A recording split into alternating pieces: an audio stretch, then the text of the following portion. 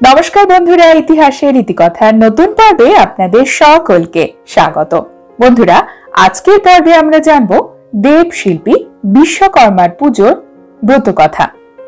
এখানে আমরা বিশ্বকর্মাজির পুজোর ব্রত প্রচারের দুটি গল্প শুনে নেব। দুটি খুব প্রচলিত এবং জনপ্রিয়। বিশ্বকর্মাজি ছিলেন দেবতাদের শিল্পী। এই বিশ্বব্রহ্মাণ্ডের প্রথম আর্কিটেক্ট, প্রথম ইঞ্জিনিয়ার, প্রথম ডিজাইনার বিশ্বকর্মাই। দেবতাদের পুষ্পক রথ, ভগবান শিবের ত্রিশূল, ভগবান বিষ্ণুর সুদর্শন চক্র, ইন্দ্রের বজ্র, দেবতাদের যাতায়াত করার জন্য যে পুষ্পক রথ হয়েছে সেটিও তিনিই নির্মাণ করেন। এই বিশ্ব ব্রহ্মাণ্ডের নকশা অর্থাৎ ডিজাইন তিনিই তৈরি করেছিলেন। স্বর্ণলঙ্কা তার হাতেই তৈরি হয়। বলা যায় এই বিশ্ব ব্রহ্মাণ্ডের যা কিছু সুন্দর, যা কিছু সূক্ষ্ম কর্ম সবকিছুই বিশ্বকর্মার হাতেই তৈরি। তিনি দ্বারকা নগরী তৈরি করেছিলেন। এছাড়াও তার রয়েছে আরো অনেক সৃষ্টি। বিশ্বকর্মার পুজো করা হয় কর্মজীবনের উন্নতির জন্য। কর্মকার, স্বর্ণকার যাদের কলকারখানা রয়েছে, এছাড়াও যারা সূক্ষ্ম সূক্ষ্ম কর্ম করেন, হাতের কাজ করেন, তারাও বিশ্বকর্মাজির পুজো করেন। বলা হয় বিশ্বকর্মার আশীর্বাদে আমাদের কর্মজীবনের উন্নতি হবে এবং আমাদের কাজের যে দক্ষতা অর্থাৎ স্কিল সেটি যাতে আরো ভালো হয়, তার জন্যই বিশ্বকর্মার কাছে আশীর্বাদ চাওয়া হয়।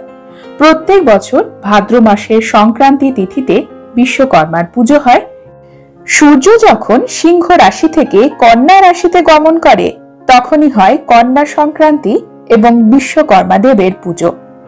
প্রত্যেক বছর একই দিনে বিশ্বকর্মা দেবের পুজো হয়। তার কারণ আমাদের সনাতন ধর্মে বাকি দেবী এবং দেবতার পুজোতে চন্দ্রের গতি প্রকৃতির ওপরে তিথি, নক্ষত্র, দিন সকল কিছু ঠিক হয়।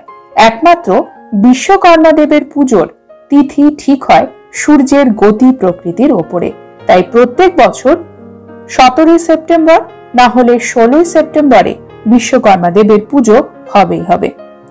আসুন জেনে নিই বিশ্বকর্মা দেবের পুজো প্রচারের প্রথম কাহিনী। বহু প্রাচীনকাল আগের কথা। মুনি বিশ্বামিত্রের আহ্বানে পৃথিবীর সকল ঋষি এবং সন্ন্যাসীরা এক জায়গায় সমবেত হলেন। সেই সভাতে মুনি বিশ্বামিত্র সকলকে সম্বোধন করলেন এবং বললেন, হে ঋষিগণ, আমাদের আশ্রমে অশুভ রাক্ষসেরা আমাদের যজ্ঞ নষ্ট করছে, আমাদের খাদ্য নষ্ট করছে, দেবতাদের উৎসর্গ করা সকল অর্ঘ্য নৈবেদ্য তারা ধ্বংস করছে।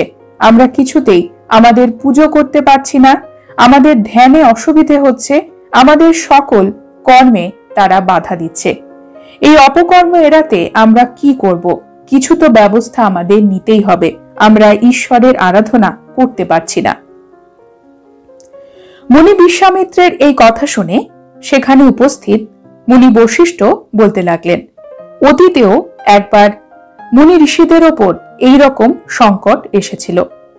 তখন তারা সবাই মিলে ব্রহ্মাজির কাছে গিয়েছিল। প্রজাপতি ব্রহ্মাজি ঋষিদের বলেছিলেন এই সংকট মুক্তির উপায়।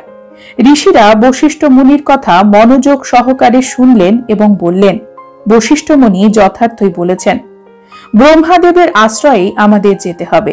এ কথা শুনে সকল মুনি ঋষিরা স্বর্গে গেলেন এবং ঋষিদের কষ্ট শুনে ব্রহ্মাজি খুব অবাক হলেন এবং তিনি মর্মাহত হলেন।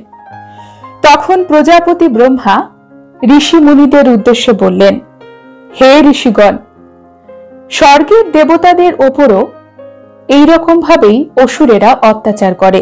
তোমরা তো সাধারণ মানুষ, জন্ম মৃত্যুর জালে জর্জরিত। তোমাদের ওপর অসুরদের অত্যাচার যে কতটা কষ্টকর তা আমি বুঝতে পারছি। তোমাদের এই দুর্দশা থেকে একমাত্র তোমাদের উদ্ধার করতে পারবে শ্রী বিশ্বকর্মা। তোমরা সকলে বিশ্বকর্মা দেবের শরণাপন্ন হও। বর্তমান পৃথিবীতে অগ্নি দেবতার পুত্র মুনি অগ্নিরা যজ্ঞের মধ্যে শ্রেষ্ঠ পুরোহিত এবং তিনি হলেন শ্রী বিশ্বকর্মা দেবের পরম ভক্ত।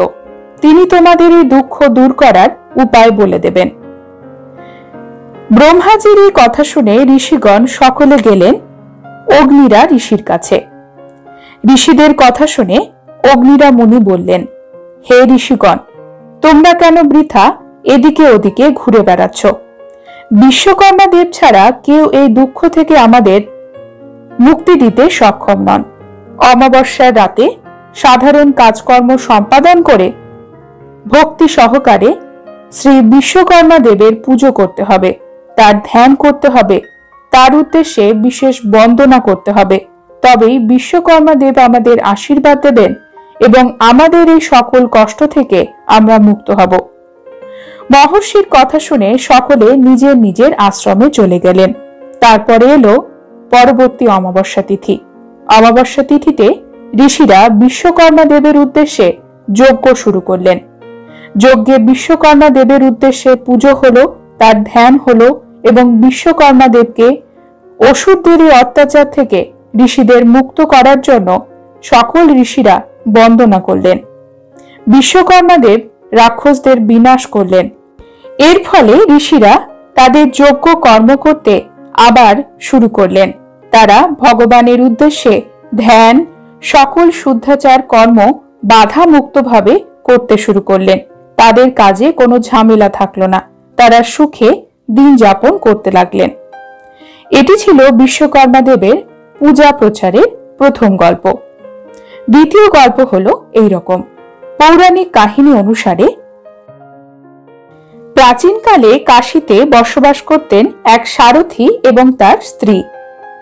সেই সারথী তার কাজে খুব দক্ষ ছিল, কিন্তু সে যতটা পরিশ্রম করত সেই অনুসারে সে অর্থ উপার্জন করতে পারত না, এবং সে যতটা উপার্জন করত সেটি দিয়ে তাদের জীবনও ভালোভাবে চলত না।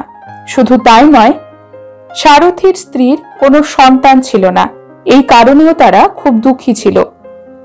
সন্তান লাভের জন্য তারা দুজনেই সাধু সন্তদের কাছে গিয়েছিল, কিন্তু কোনো ইচ্ছা পূরণ হয়নি। তখন এক প্রতিবেশী ব্রাহ্মণ সারথীকে বলেছিল, তোমরা দুজনেই ভগবান বিশ্বকর্মার পুজো করো এবং তার কাছে তোমাদের মনস্কামনা ব্যক্ত করো, তোমাদের সকল ইচ্ছা পূর্ণ হবে।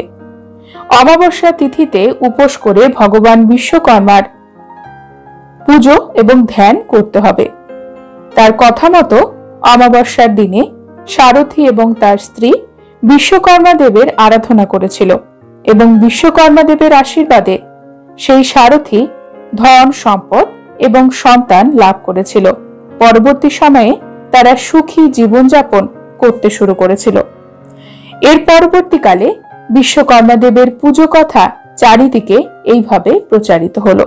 অথ শ্রী শ্রী বিশ্বকর্মা দেবের ব্রত কথা এখানে সমাপ্ত। দেব শিল্পী বিশ্বকর্মা, যিনি এই বিশ্ব ব্রহ্মাণ্ডের প্রথম আর্কিটেক্ট, ইঞ্জিনিয়ার এবং ডিজাইনার। যে কোনো শিল্পকলা কারিগরি বিদ্যার দেবতা হলেন বিশ্বকর্মা। বিশ্বকর্মা এই বিশ্ব ব্রহ্মাণ্ডের নকশা তৈরি করেছিলেন। এই বিশ্ব ব্রহ্মাণ্ড ছাড়াও তিনি স্বর্গ তৈরি করেন, ইন্দ্রপ্রস্থ এবং ভগবান শ্রীকৃষ্ণের নগরী দ্বারকা নগরী তিনিই তৈরি করেন। স্বর্ণলঙ্কা তার হাতেই তৈরি হয়। এছাড়া দেবী এবং দেবতারা যে রথ ব্যবহার করেন সেই পুষ্পক রথ বিশ্বকর্মাই তৈরি করেছেন। ইন্দ্রের বজ্র, মহাদেবের ত্রিশূল, ভগবান বিষ্ণুর চক্র, সুদর্শন চক্র বিশ্বকর্মার হাতেই তৈরি হয়।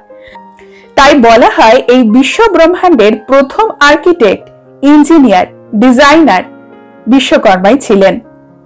বিশ্বকর্মার পুজোতে কোন ভোগে বিশ্বকর্মা দেবকে আপনি খুশি করতে পারবেন?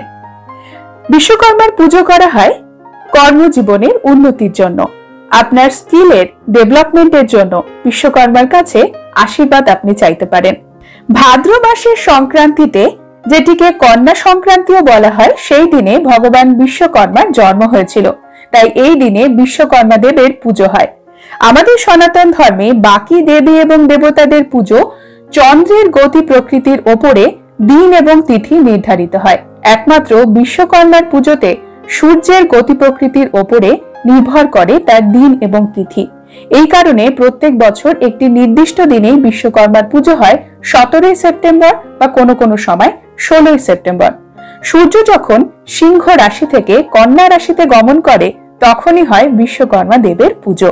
বিশ্বকর্মা দেবের পুজোতে প্রথমে যে ভোগটি আমাদের মাথায় আসে সেটি হলো খিচুড়ি। খিচুড়ি ভোগ ব্যাপকভাবে বিশ্বকর্মার পুজোতে প্রসাদ হিসেবে বিশ্বকর্মাকে নিবেদন করা হয়। চালের খিচুড়ি এবং সেখানে ডালও দেওয়া হয়। এটি আপনিও বাড়িতে তৈরি করতে পারেন এবং বিশ্বকর্মা দেবকে নিবেদন করতেই পারেন। এছাড়া আমাদের সনাতন ধর্মে যে কোনো দেবী এবং দেবতার পুজোতে মিষ্টির প্রচুর ব্যবহার হয়। সেটি হতে পারে লাড্ডু, সেটি হতে পারে রসগোল্লা বা অন্য কিছু। বিশ্বকর্মা পুজোতে প্রচুর পরিমাণে মতিচুরের লাড্ডু বিশ্বকর্মা দেবকে নিবেদন করা হয়। আপনিও এটি বিশ্বকর্মা দেবকে নিবেদন করতে পারেন। চালের পায়েস, ক্ষীর, দুধের ক্ষীর, সাবুদানার ক্ষীর বিশ্বকর্মার পুজোতে বিশ্বকর্মা দেবকে নিবেদন করতেই পারেন। এছাড়া বিশ্বকর্মার পুজোতে বিশ্বকর্মা দেবকে ড্রাই ফ্রুটসও নিবেদন করতে পারেন। এই ক্ষীরের মধ্যে ড্রাই ফ্রুটস ব্যবহার করতেই পারেন। ড্রাই ফ্রুটস এর মধ্যে পড়ে কাজু, কিশমিশ, এছাড়াও খেজুর, আরো বিভিন্ন ধরনের বাদাম। বিশ্বকর্মা পুজোতে প্রচুর পরিমাণে সোন পাপড়ি বিশ্বকর্মা দেবকে নিবেদন করা হয় মিষ্টি হিসেবে। এছাড়া পেদাও বিশ্বকর্মা দেবকে নিবেদন করা হয়। মতিচুরের লাড্ডুর কথা তো আপনাদের বললাম। পঞ্চামৃত বিশ্বকর্মা দেবকে পুজোর প্রসাদে দেওয়া হয়ে থাকে। অবাঙালি হিন্দুদের মধ্যে বিশ্বকর্মা পুজোতে পেঠা দেওয়ারও একটি বিশেষ প্রথা রয়েছে। আগ্রার পেঠা খুব বিখ্যাত। এছাড়া কেশরী পেদাও বিশ্বকর্মাকে নিবেদন করতে পারেন। বন্ধুরা, আজকের পর্ব এখানে শেষ করছি। এই বিশ্বকর্মা পুজো আপনাদের খুব ভালো কাটুক এই কামনা রইল। নতুন পর্বে আপনাদের সঙ্গে কথা হবে। ততক্ষণ আপনারা সকলেই